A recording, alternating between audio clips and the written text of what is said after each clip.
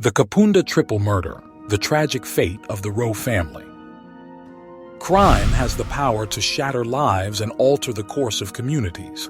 Some crimes, however, are so heinous that they leave an indelible mark on an entire nation.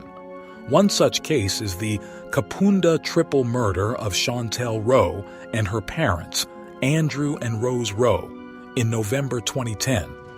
The Rowe family, known for their kindness and strong familial bonds, became the victims of one of the most gruesome and senseless murders in Australian history. The case not only exposed the horrors of obsessive jealousy and uncontrolled rage, but also left an entire town in shock and disbelief. This tragic tale explores the lives of the victims, the twisted mind of the perpetrator, and the devastating aftermath of a crime that still haunts Kapunda. The Rowe family lived in Kapunda, South Australia, a small town known for its peaceful environment.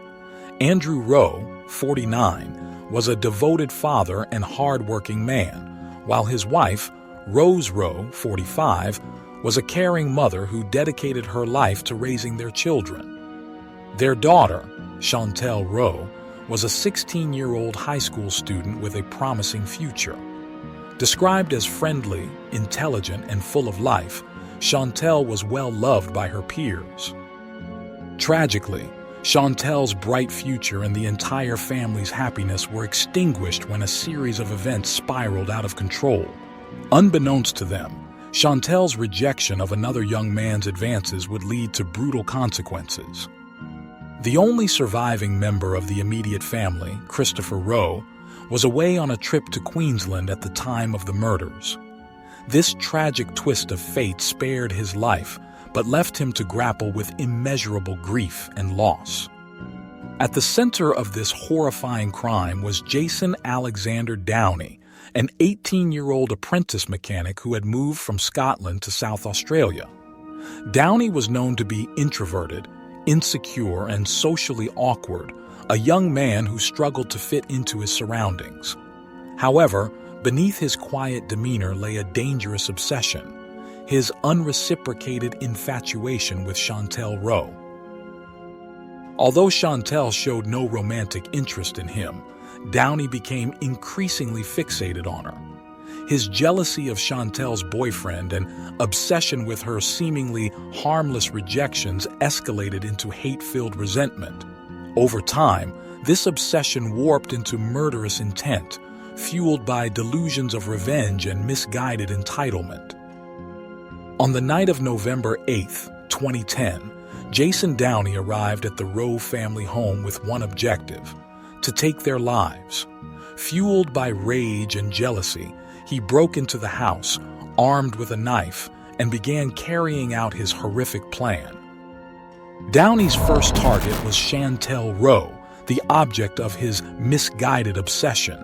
He overwhelmed her in a violent assault, stabbing her more than 35 times in a fit of rage. In an act that underscored the cruelty of the attack, Chantelle was also sexually assaulted during this horrifying ordeal. The brutality of the attack revealed Downie's deep resentment and desire to dominate the very person he claimed to care about. The commotion of Chantelle's attack awoke Andrew and Rose Rowe, who rushed to their daughter's aid. What followed was a desperate struggle as they attempted to protect their child from the armed intruder. Andrew fought valiantly despite being unarmed, but Downie overpowered him, inflicting 29 stab wounds. Rose, equally determined to protect her loved ones, endured a ferocious attack and suffered over 50 stab wounds. The overkill in the parents' injuries highlighted the savage and uncontrollable rage behind Downie's actions. When the attack ended, the Rowe family home had been transformed into a scene of unspeakable horror that would later deeply haunt investigators. The murder shocked the town of Kapunda and immediately led to an extensive police investigation.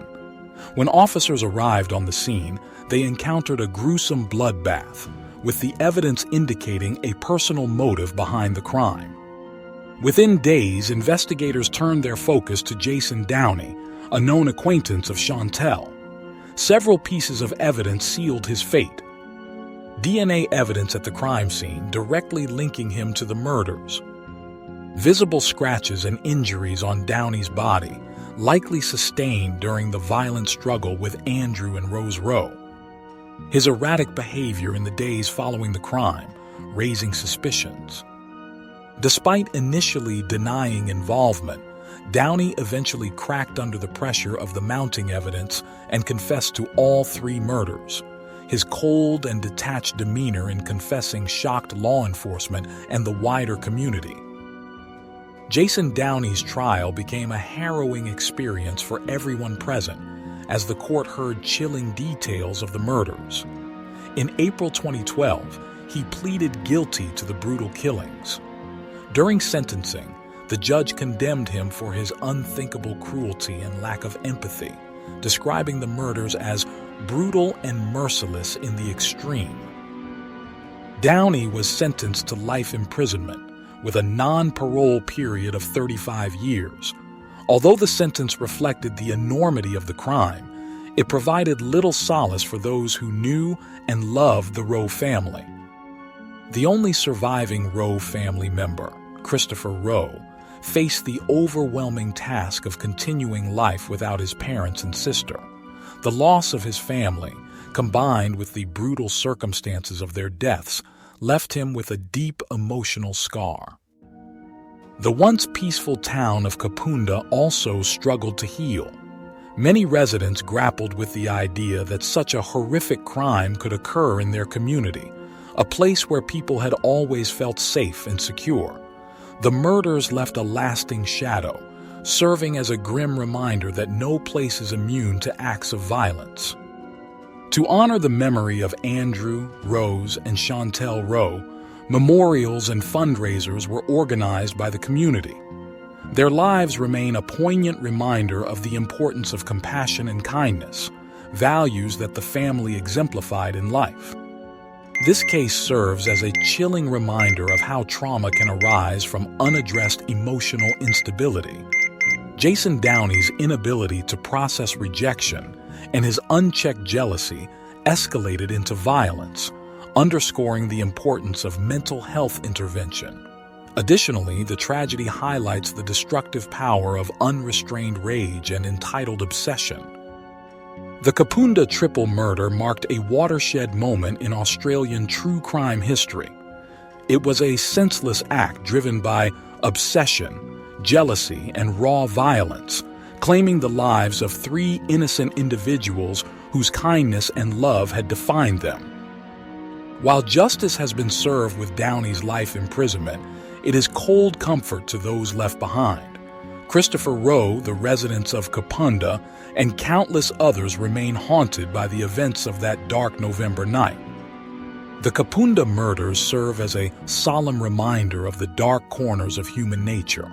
As we remember Chantelle, Andrew, and Rose, their story reinforces the critical need for empathy, vigilance, and mental health awareness to prevent such atrocities in the future.